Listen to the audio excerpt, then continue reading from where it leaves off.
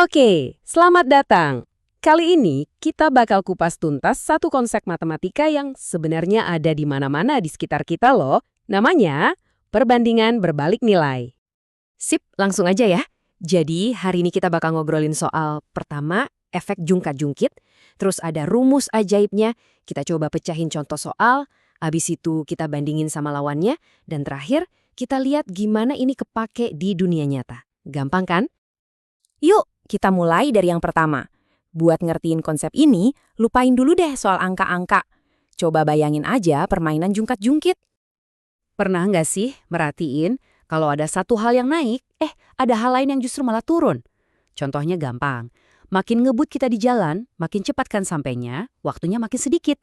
Atau makin mahal harga barang, makin dikit deh yang bisa kita beli.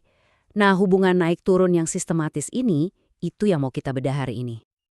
Oke, sekarang ide tadi kita kasih nama resmi dan kita kasih senjata biar bisa dipakai.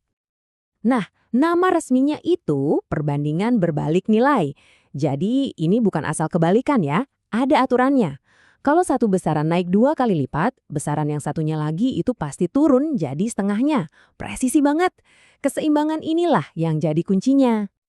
Dan inilah rumus ajaibnya. Kelihatannya simpel, tapi ini ampuh banget. Intinya apa? Hasil perkalian pasangan nilai ini tuh selalu sama. A1 dikali B1 hasilnya bakal sama persis kayak A2 dikali B2. Makanya kalau yang satu naik, yang satunya lagi harus turun buat ngejaga hasil kalinya tetap konstan. Keren kan? Biar gampang, A1 dan B1 itu kondisi awal. Misalnya, jumlah pekerja awal sama jumlah hari yang dibutuhkan. Nah, A2 dan B2 itu kondisi barunya, di mana biasanya ada satu angka yang kita nggak tahu dan harus kita cari. Oke, teori cukup. Sekarang waktunya praktek. Kita coba pecahin satu soal klasik biar kebayang gimana rumus ini bekerja. Nah, ini nih contoh kasus yang pas banget buat perbandingan berbalik nilai. Kenapa? Ya logika aja kan, makin banyak pekerjanya, harusnya makin cepat dong selesainya. Waktunya makin sedikit. Coba kita buktiin pakai rumus. Caranya gampang, cuma 3 langkah. Pertama, kita data dulu angka-angka yang kita punya.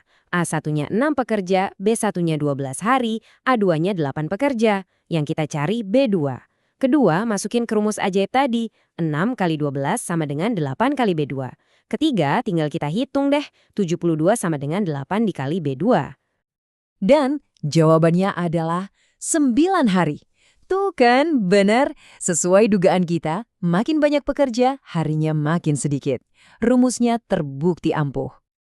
Biar makin paham soal perbandingan berbalik nilai ini, enaknya kita sandingkan sama musuh bebuyutannya, yaitu perbandingan senilai. Yuk kita lihat bedanya di mana.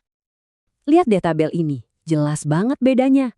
Kalau senilai, yang satu naik, yang lain ikut naik. Kalau berbalik nilai, yang satu naik, yang lain malah turun. Rumusnya juga beda. Yang satu pakai pembagian, yang satu lagi pakai perkalian. Bahkan bentuk grafiknya pun beda total. Jadi, kalau digambar, perbandingan senilai itu grafiknya lurus aja gitu, gampang ditebak. Nah, kalau berbalik nilai, dia membentuk kurva cantik yang melengkung, namanya hiperbola. Kelihatan banget kan gimana pas yang satu makin ke kanan atau membesar, yang satunya lagi makin turun mendekati 0. Terus, pertanyaannya, buat apa sih belajar ginian? Nah, ini penting banget karena ini bukan cuma soal hitung-hitungan di sekolah. Ini tuh cara kita memahami cara kerja dunia di sekitar kita. Coba deh pikirin, di dunia bisnis, kalau budget kita pas-pasan, makin mahal harga barang, ya makin dikit yang bisa kebeli kan? Di fisika, ini ngejelasin hubungan antara tekanan sama volume gas. Bahkan, pas kita mau jalan-jalan, makin ngebut mobilnya, ya makin cepat sampainya. Ini tuh prinsip keseimbangan yang fundamental banget. Jadi, biar jago, kuncinya cuma 3.